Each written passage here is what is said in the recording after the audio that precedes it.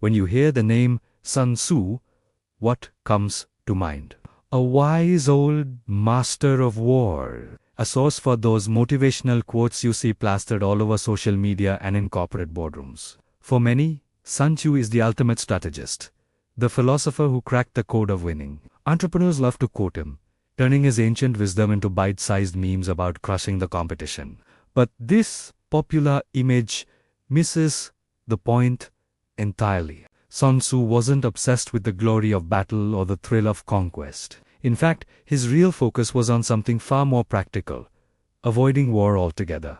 He saw glory and raw power as distractions. What truly concerned him was the hidden cost, the crushing economic burden that war leaves in its wake. In an age of endless conflict, Sun Tzu was the first to shout from the rooftops that the biggest threat to a nation is junta was the enemy army. But the devastating bill that comes after the fighting stops? Most people think the art of war is a guide to fighting. It's not. It's a masterclass in financial responsibility. To understand Sun Tzu's genius, we have to go back to his time at chaotic period in ancient China. The old order was collapsing, and China was a fractured landscape of warring states, each one dreaming of uniting the country under its own banner. This ambition fueled constant warfare.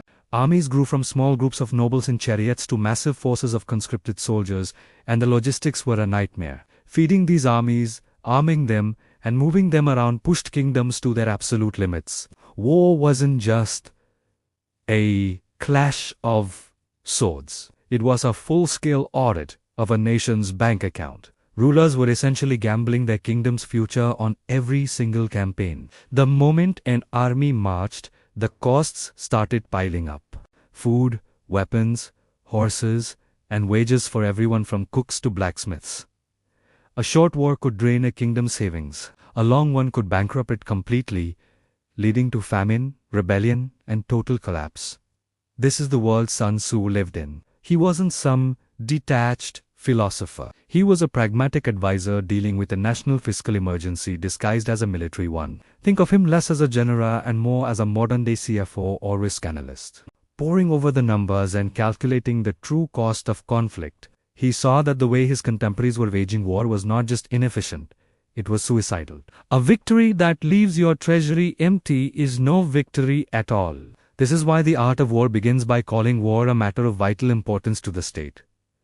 He wasn't talking about honor or glory. He was issuing a stark warning. War is a high-stakes gamble that can tear a country apart from the inside.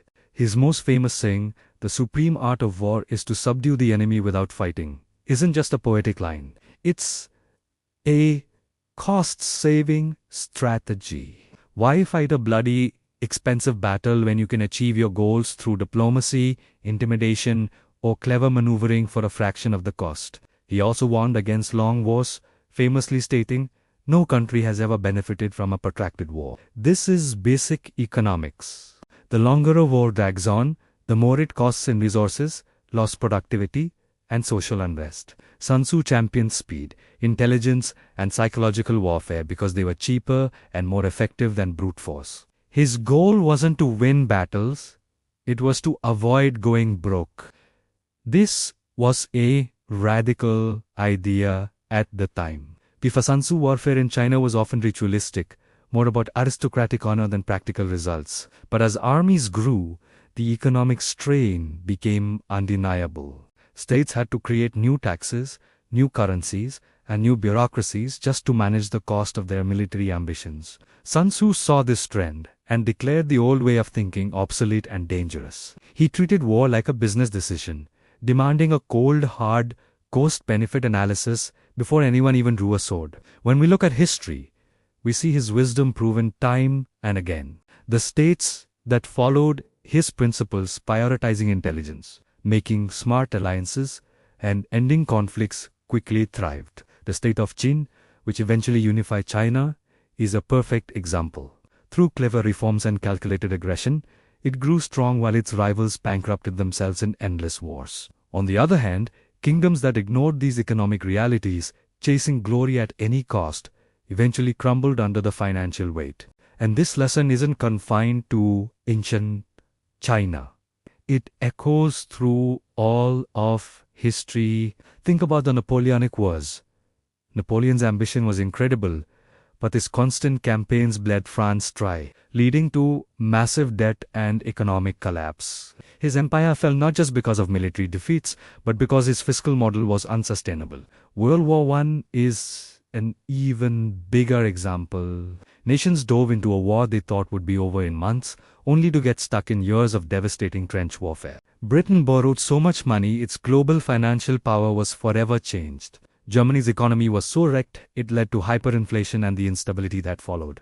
The real winner? The United States, which profited by lending money to the warring nations instead of bleeding its own resources dry. World War II tells a similar story. Hitler's early blitzkrieg tactics were straight out of Sun Tzu's playbook: fast, decisive, and resource-efficient. But his decision to invade the Soviet Union was a fatal error, a long, drawn-out conflict that Germany simply couldn't afford.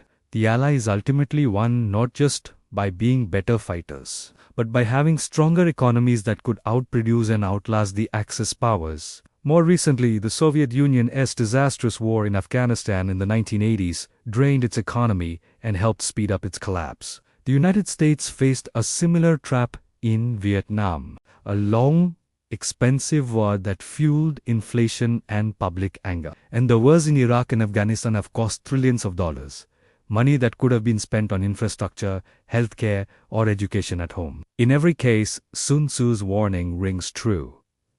Protracted wars benefit no one, but Sun Tzu's influence can also be seen in modern strategies that prioritize efficiency. Cyber warfare, economic sanctions, and the use of proxy forces are all ways to achieve goals without the immense cost of a full-scale invasion. They are modern applications of Sun Tzu's core idea: subdue the enemy without fighting a conventional war. Ultimately, Sun Tzu taught that true national strength isn't about having the biggest army. It's about having a resilient economy. A nation's power comes from its ability to withstand shocks and sustain itself. Victory on the battlefield means nothing if your country is broke and your people are suffering. True victory, in Sun Tzu's eyes, is achieving your goals while keeping your nation prosperous and strong. So the next time you see a quote from The Art of War, remember, it's not just about winning a fight. It's about a much deeper, more profound wisdom. The wisdom of knowing when not to fight at all.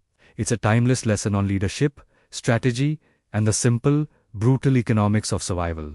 The greatest victory is the one that costs you nothing. Thanks for watching. If this new perspective on an ancient classic sparked your curiosity, be sure to like, subscribe, and hit the bell for more deep dives into history. See you next time.